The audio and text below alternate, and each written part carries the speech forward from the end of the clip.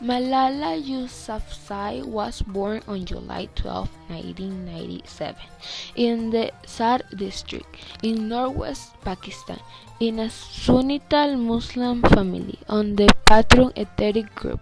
She has given her first name Malala, that means afflicted. She is the daughter of Turpekia and Sildin Yousafzai, and has two brothers. Malala speaks Pashto, Urdu, and English at the age of 13. Her father is the one who educated her greatly. He is a poet and owner of the network of school establishment, the Kushal Public School.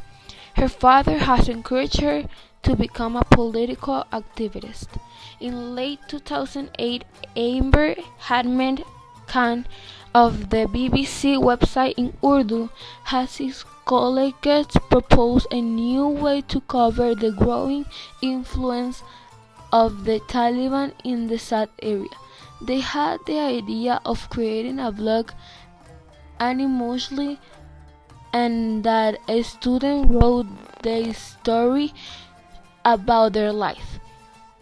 His correspondent in Peshawar, Abu Haykakar, has been in contact with a local school teacher, Malala's father, but no student willing to do it. At the time, Tibalan militants led by Mullah Fawal were taking the Sad village. The ban on television, music, girls' education, and women going shopping. Beheaded police bodies were being hung in the squares. We had been covering violence and politics in Swat in detail, but we didn't know much about how ordinary people live under the Taliban regime. Mirza Hadid, the ex-editor of BBC Urdu, said. BBC published instead that they use a pseudonym. His blog has published under the authorship Gul Make. On January 3, 2009, Malala's first post was published on the BBC Urdu blog. She wrote the notes by hand and passed them to a reporter who scanned them and sent them by email. In her notes, she explained her life under Tariq regime. How Malala started a movement with a blog. In 2008, Taliban militants who had taken over the South Valley of Pakistan the previous year banned girls from going to school. This edict hit an 11-year-old heart called Malala, who loved her school and loved getting an education. Began to blog about her school's closing for the BBC. When the Pakistani army started fighting the Taliban in the Swat Valley, Malala's family moved. But Malala kept blogging. She wrote with passion about her love of learning and took her readers inside what it was like to live under the Taliban, where even wearing a pink dress could be an act of rebellion and a dangerous choice for a young girl to make. Among the people paying attention to her blog were reporters at the New York Times, who made a short video featuring Malala.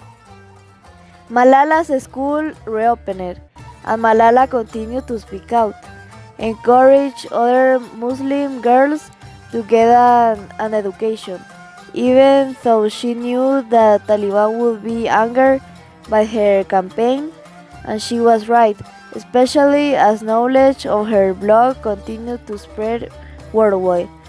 One day, Malala was on her way to school.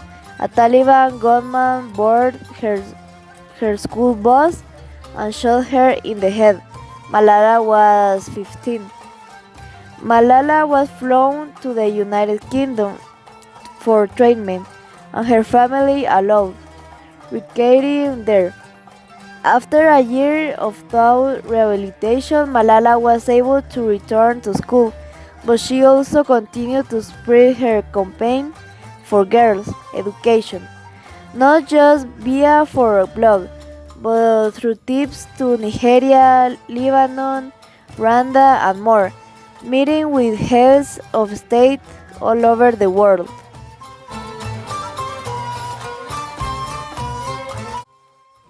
Malala once said, I will be political in the future. I want to change the future of the country and I want education to be mandatory.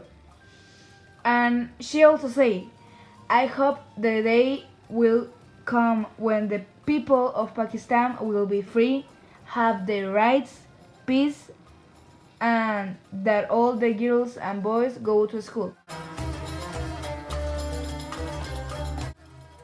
Upon arriving in Pakistan, her native country, after 6 months of being shot in the head by a Taliban attack, won the Nobel for publicity supporting the right of girls to be educated.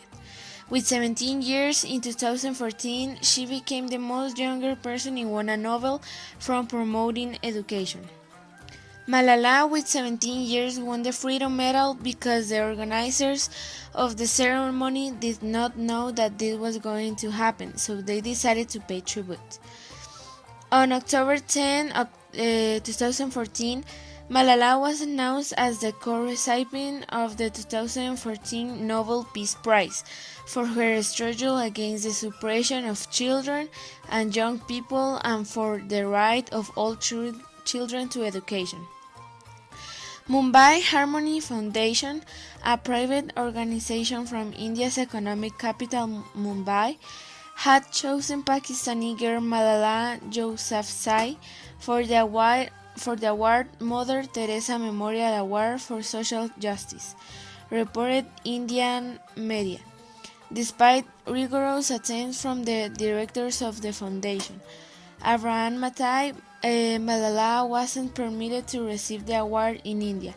Sebi Ali, a Pakistani actor of British origin, received the award on behalf of Malala.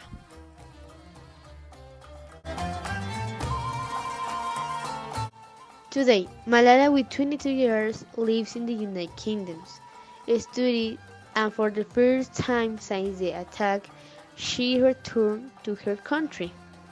And while it is a very exciting time for this figure who never intended to leave his home nation in Pakistan, Malala's visit generates debate, since many are not comfortable with the worldwide fame of the laureate and others, the most conservative, think that they harm the image of the country, or even Islam. However, many Pakistanis recognize the importance of the trajectory and the change that the country could bring about.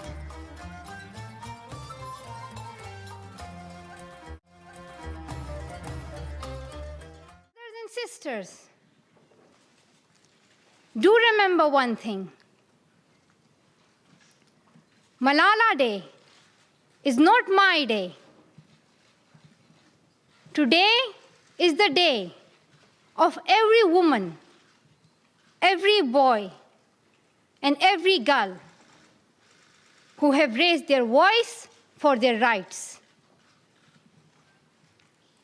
There are hundreds of human rights activists and social workers who are not only speaking for their rights, but who are struggling to achieve their goal of peace, education, and equality.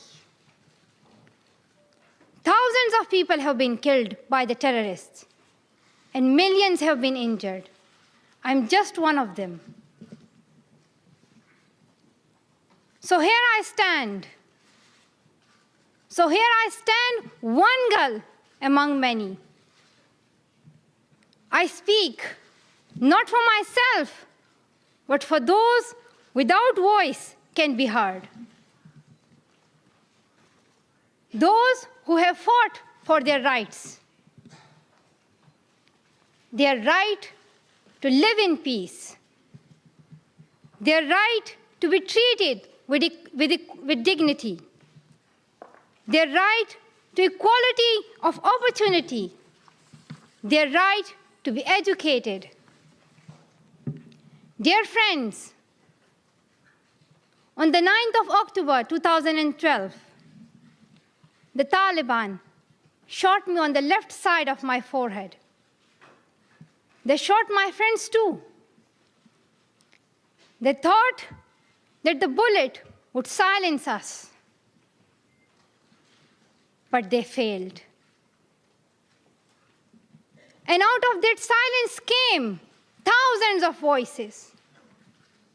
The terrorists thought that they would change my aims and stop my ambitions. But nothing changed in my life except this. Weakness, fear, and hopelessness died. Strength, power, and courage was born.